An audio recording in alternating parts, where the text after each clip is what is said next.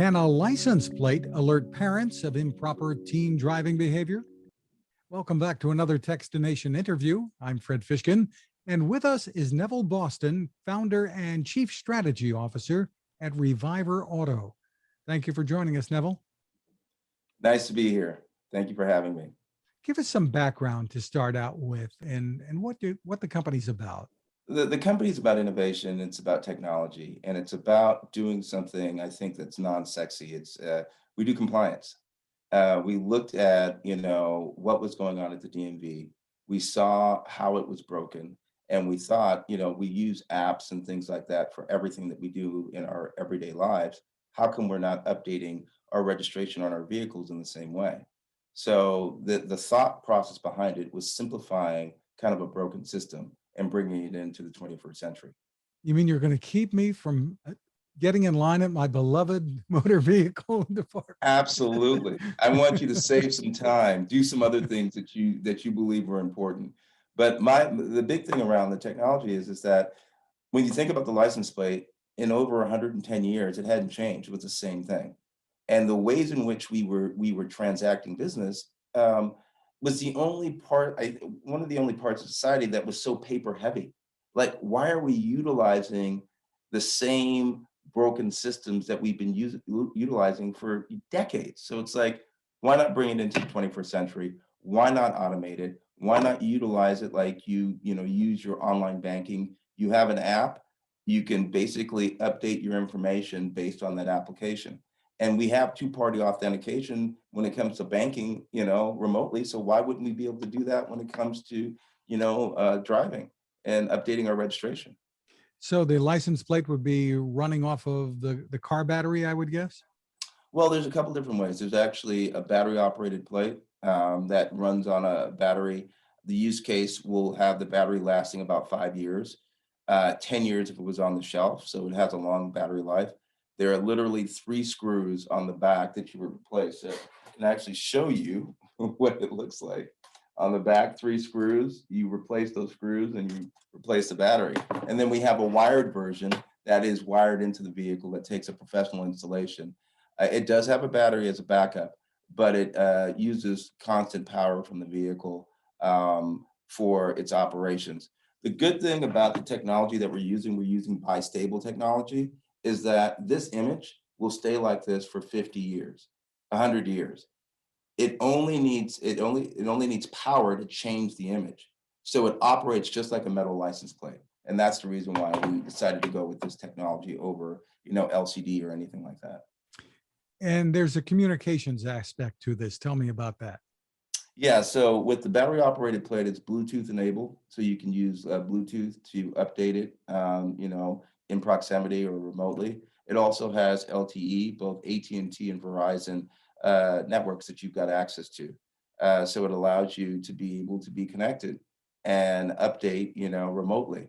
So if you've got a large fleet of vehicles or want to know where your kids are at, you can utilize this technology for that. Really interesting. So is there GPS built into it as well? There's GPS built into the wired plate. The battery operated plate doesn't have GPS, but it has accelerometer. So it senses motion in the X, Y, and Z axis when it comes to movement. And later this year, we'll have a unit that would allow it to have GPS capabilities. So tell me where this is being used today. And you've had some growth. Yeah, so currently we're selling the product in California and Arizona. We have full authorization in Illinois and Michigan and in Georgia. We have authorization to put it on vehicles in Texas for fleets, and we're working on legislation to give us full access. And then we have legislation moving in Florida to give us access there as well. And then in Maryland and Pennsylvania, we have a pilot that's going on with, the Department of Transportation. What are some of the hurdles that you have to overcome in convincing state governments and lawmakers that this is a good idea, besides inertia, or is that the big thing? Well, something, it's really interesting. COVID has been a big boost because when DMVs closed down and they closed down their offices, And basically you couldn't go in and transact business. We were still able to do business because we have API connections that allow us to be able to transact. So when things were closed, we were still open. And I think there was a realization from folks that, hey, we don't know what's going to happen in the future. There could be another pandemic. How do we operate effectively so that our customers are taken care of? So having technology like this enabled a lot of folks to look at it differently. Also, flip side, uh, when people started talking about, uh, you know, automated driving, so, driverless, vehicles, then, having a digital license plate didn't seem like a too far afield. If you can drive a car with nobody in it, then you could probably have a digital license plate. So And how could this that was a tie, how benefit. could this technology tie in with the AVs? Well, one way it could tie in is that standardize, the communication protocols. Like, how is the information? How do you know that it's in autonomous mode? We could set it up to where, there is something that indicates it here on the plate that lets you know that if you look on the right hand side, there is some kind of lettering or something that lets you know that it's in an autonomous mode.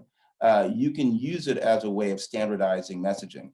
These plates, because they're digital, are a way for you to standardize how your license plates look. So law enforcement can easily see, hey, this is a legal plate because this is the format that we utilize, within, this arena.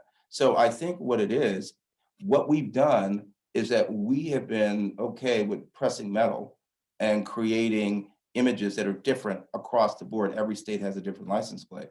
This is a way to standardize it to make it easier for law enforcement, for the Department of Motor Vehicles, and for people to actually visualize and see what it is. So, But there would be different colors for different states as there are today, different well, I mean, patterns. well, yeah. So there are different patterns. There are different kinds of fonts that states use. What we would look to do right now, we just use it's black, white, and grayscale for these plates. They're not in color yet. The color aspect will come, I believe, later, and that's basically tied to its ability to have the wide range, the temperature range that we're looking for. Because there are color plates out there, but they only go from, I think, 0 to about 130 degrees Fahrenheit. These plates will go from -40 to 185 degrees Fahrenheit. So it can be used in almost any scenario. So our reasons for not having colored plates out yet is tied to its, temperature variance. How expensive are these? So you can buy a plate outright. So this plate here would cost $4.99 plus I think $4.99 a month, and then the wired plate is $5.99. Or you could get it like you get a cell phone, and this would be $17.95, and then the wired version is $24.95 on a Interesting. 3-year plan. Yeah. So tell me where this is going to go next. So You're going state to state, right, with this? right, right. So we identified the top 10 vehicle markets in the U.S., and that's what we've targeted. And by the end of this year, we should be in right around 50% of the vehicle driving population, based on the states that we've targeted. And what we're looking to do is be able to set up a network where you can do registration in every state, digitally, and in a more simple manner. So that's the big thing that we're doing is connecting all the DMVs together so that you're able to do registration from one state to the other. Because that's a Could you big also deal. incorporate things like Easy Pass into the license plate? Absolutely. Yeah. So we're working on that right now, not just Easy Pass, but also for parking. Be able to have the plate operate as a parking meter as well. So that, it's basically touchless. Like, you don't have to go out and interact. You can do everything over your app, and it knows where it is. Really interesting. How do you deal with the possibility of fender benders? Do happen from time to time. Well, you know something, that's the interesting thing about this technology. Let me see if I can pull something here for you so that you can see it. This plate, as you can see, has been cracked. The screen has been cracked. and across the board, but you can read the lettering on it. And it's because of how the technology works that it's set. The die is set and it takes power for it to move. So this entire screen can be destroyed and you can still read the letters. And that's the difference. So if somebody's in an accident, an fender bender, you'll still have that license plate that's available, but we'll get one out to you within, 24 to 48 hours to be able to switch it out. So is the print on there actually a digital display? It is. It's a digital display. It's called e-ink technology. It's a Right. bistable display. So it's ink setting, based on the power, and it sets in that place and it just stays. And that's the beauty of it. It operates just like a metal plate, but it's digital. How did this come about? Well, 2008, I had a different kind of company, I had a marketing company in Manhattan, and I was on my way to building, this huge business, so I had clients like Microsoft and Pepsi, and we were on our way. And 2008 happened and everything changed. And I realized at that point that I needed to be in a business of a product that, every year had to be renewed. I needed to be somewhat recession proof because 2008 going into 2009, if it taught you anything, it taught you that, nothing is, and you've got to look at things differently and you have to have a plan A, B, and C. So I was talking to a good friend of mine who'd worked in state government in California. We were having dinner back in '08, and he had just gone to the DMV and had a horrible experience. And we were talking about state-owned assets that were being underutilized. And we kept coming back to the same thing. Every year you have to renew your registration, but the license plate hadn't changed in over 100 years. So if we could allow people not to have to go to the DMV and be able to update their plates remotely, and me, from my marketing background, saying that when the vehicles are parked, that we could do some kind of targeted messaging, then we would actually have a product that was compelling. And we took our crazy idea. He was able to find somebody at the California DMV that, would take a meeting with us. This guy named Dennis Clear, and he was over legislative activities for the DMV. We spoke to him. What was supposed to be a 5-minute meeting ended up being an hour and a half because they were going to go more online. And then he got us in touch with his counterpart on the California Highway Patrol, law enforcement, and we had the conversation with them. And what we came away from that meeting with is that if you talk to people and you get them involved and you listen to their ideas, then they're willing to help you. So it's a crazy thing. Everybody thinks government is the scary thing, and it's not. It's like they're people. And if you talk to them about what you're thinking about, they're actually interested. So that's where this came from. It's a crazy idea in 2008 that, became a business in 2009. For more info, where do people go? Go to www.reviver.com, and Reviver is REVIVER.com. It's spelled the same way forward as it is backwards. Neville Boston, thank you for taking the time with us. Thank you for having me.